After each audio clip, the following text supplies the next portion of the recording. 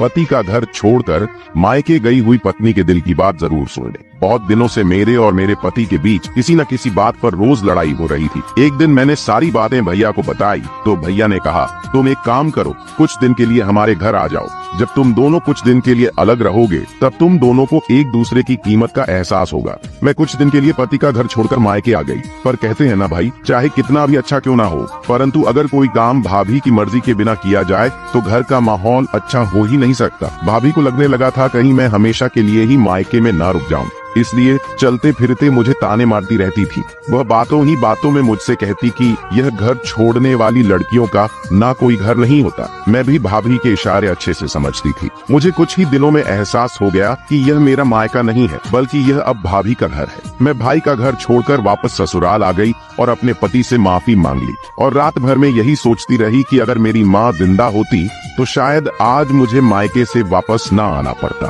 तभी तो कहते हैं मायका माँ से होता है। जब तक मायके में माँ जिंदा है तब तक ही मायका है, उसके बाद तो केवल भाभी का घर बन जाता है। बात से सहमत है